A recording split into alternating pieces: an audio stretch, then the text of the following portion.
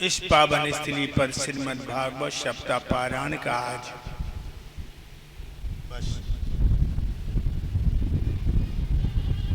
द्वितीय दिवस।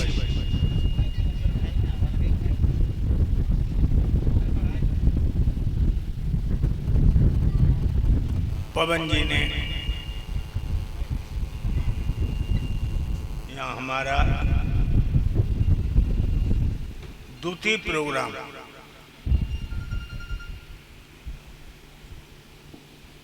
हेलो हाँ भाइयों, मैंने आपको बताया पवन कुमार ने हमारा द्वितीय प्रोग्राम करवाया है। हम पहले भी पवित्र भूमि पर कार्यक्रम दे चुका हूं। और भाइयों,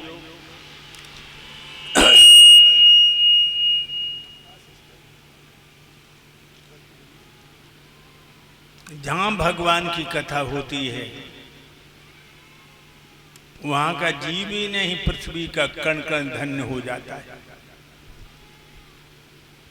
भगवान की कथा सारी व्यथा को हर लेती है। इसलिए वक्त निकाल के, वैसे अब इंसान के पास वक्त परमात्मा के लिए नहीं रहा। दारू पीने को वक्त है, बुरे कर्मों को वक्त है, भगवान के लिए वक्त नहीं। और भाइयों, दिनों रात देखते हैं पैदा होते हैं और डेड बॉडियां जा रही हैं बिठूर पर, गंगा पर, फिर भी ज्ञान नहीं होता। फिर भी ईमान से हाथ धोकर अधर्म की डगर पर चल रहा है इंसान। और ये भी याद रखना, जिसकी दिशा अच्छी होती है उसकी दशा अच्छी होती है, और जिसकी दशा अच्छी होती है, जिनकी दिशा अच्छी होती है उनकी दशा अच्छी होती है। इसलिए परमात्मा के लिए भी समय जरूर निकालो थोड़ा बहुत। पवन प्रधान ने यहाँ पर कथा जो हमारी करवाई है, मुझे बड़ी खुशी है कि मैं पहरा गया और भाइयों आप सबके दर्शन किए।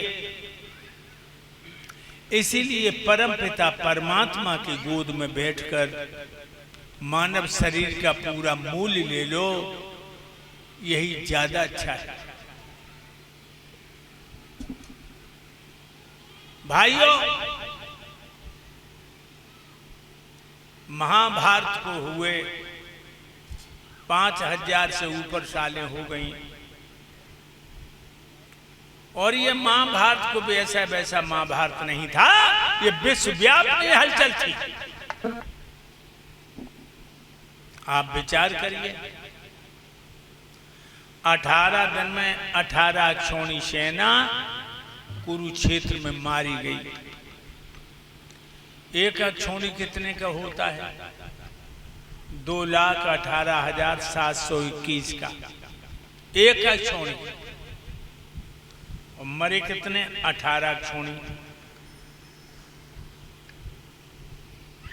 वो भी 18 दिन में। कितना भीषण संग्राम था। और सबसे ज्यादा महाभारत में कौन मरा? यादव। क्योंकि दुर्योधन के साथ में नारायण सेना थी, सब दोहरका के यादव थे। धरती लाल थी, आसमान लाल था, उसके बीच में यादवों के लाल सो रहे थे। जिंदा पर जना हीरों के रोम नहीं छू पाए, मरने के बाद उनकी आंखें आते चीलो कौआ निकाल रहे। खून कितना था महाभारत में, जंघाओं तक लाशें तैर रही थी। हवा के थपेड़ों से एक दूसरे में टकरा रही थी। ऐसा लगता था कि मरने के बाद भी जो आपस में जूझ रहे हो। भूत भैरव, मसान, तांडव, काली, कात्यायनी, छिन्नमस्ता,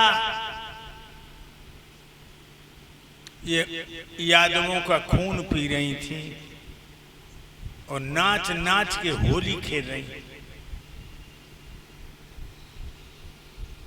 एक बात और बताऊं भाइयों, जब तुम बुरा कर्म करोगे बहुत आनंद आएगा, लेकिन परिणाम बड़े भयंकर देखे गए। भाइयों,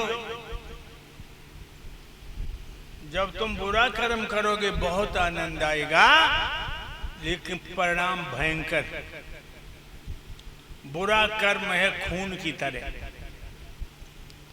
खून सुर्ख लाल होता है और थोड़ी देर में जमीन पे काला हो जाता है। बुरा कर्म होता है बबूल की बीज की तरह। बबूल का बीज कभी लेना, यूं करना, ये मालूम पड़ेगा बहुत मुलायम, रेशम से भी, और जमीन से निकलते हैं तो कांटे। इसी तरह बुरा कर्म जब करोगे तो आनंद आएगा, लेकिन परिणाम भयंकर है। मेरे भाइयों, दुर्योधन की कमर भीम ने तोड़ दी। पेट के बल पड़ा हुआ चारों तरफ देख रहा है। भैया दुशासन तुम कहां हो? गुरुपुत्र अश्वत्थामा तुम कहां हो? मामा शल्य तुम कहां हो? लेकिन मेरे प्यारे भक्तों जी, आवाजें लाशों में दबके रह गए। दुर्योधन छाती बल आगे बढ़ा, खून के गड्ढा में डूब गया, इधर उधर हाथ पैर पटकने लगा।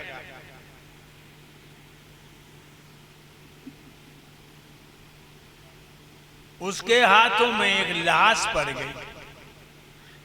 वह लाश पकड़ के खून के गड्ढा से पार हुआ और लाश जब देखी तो लाश किसी और की नहीं थी मेरे प्यारे बंधुओं। ये लाश दुर्योधन के बेटा लक्ष्मण की थी, जो अभिमन्यु ने मार दिया था। अपने बेटा की लाश से लिपट लिपट के रोने लगा। तब तक चील कौआ टूट पड़े। दुर्योधन की आंखें फोड़ने को आगे से पक्षी हटाए, पीछे से सियार ने मांस की बकोटी भरी। भाइयों,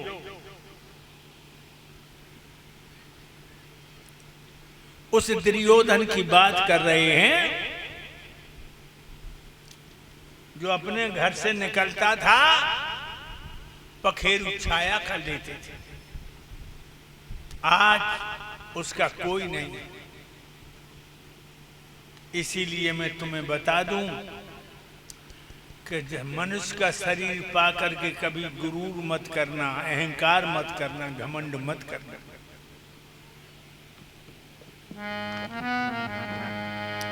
सदा दिन एक के किसी न गुजरते देखे, किसी के न गुजरते देखे।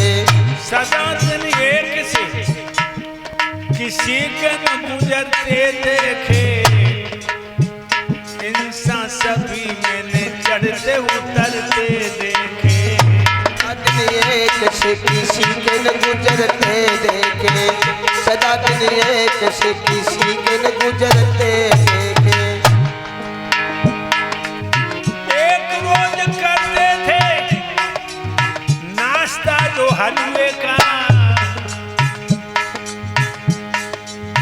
सूख रोटी से पेट वो मैंने भरते देखे। सूख रोटी से पेट वो मैंने भरते देखे।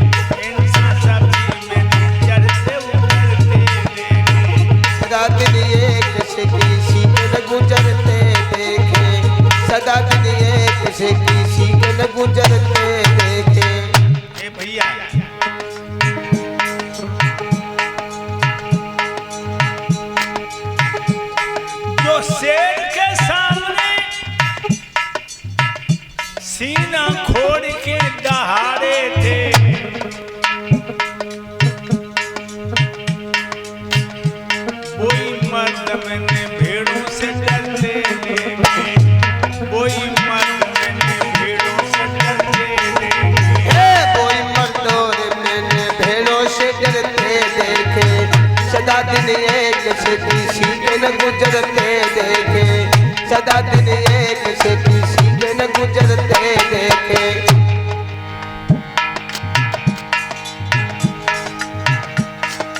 मेरे भाइयों, जिन्होंने एक बार किया लाखों का लेना देना, लेना देना, कोई मर्द में नहीं। पैसे पैसे के लिए हाथ पछलते देखे, पैसे पैसे के लिए हाथ पछलते देखे, सभी में चढ़ते उतरते देखे।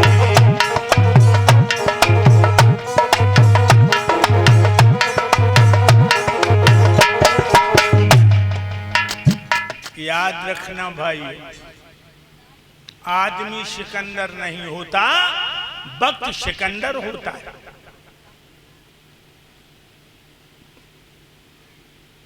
दुर्योधन चील कौआ टूट पड़े आगे से, पक्षी हटाता पीछे थे, सियार मांस की बकोटी भर। इधर गंधारण बहुत दुखी है कि हमारे सब मर गए, बहुत दुखी है। तब तक पदचाप सुनाई दी, मानो कोई आ रहा है। गंधारण बोली कौन है? आवाज आई, भाभी मैं हूं तुम्हारा देवर विदुर। गंधारण बोली आओ देवर। चाचा विदुर बैठ गए। गंधारण कहने लगी, देवर हमें ये बताओ, मेरे 100 बेटों में तो सब मर गए कि कोई जिंदा भी है? चाचा विदुर कहने लगे, भाभी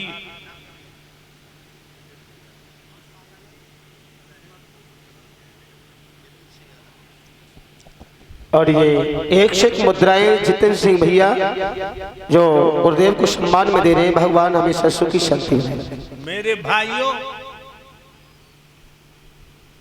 कहने लगे चाचा विदुर, तुम्हारा ज्येष्ठ पुत्र दुर्योधन जिंदा है, उसकी कमर भीम ने तोड़ दी, जानवरों से अपने बदन को बचाने में लगा है। गंधारण कहने लगी, देवर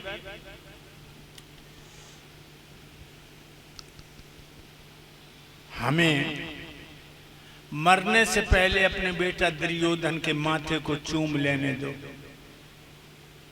कहने लगे चाचा चलो भाभी। उंगलियां पकड़ ली,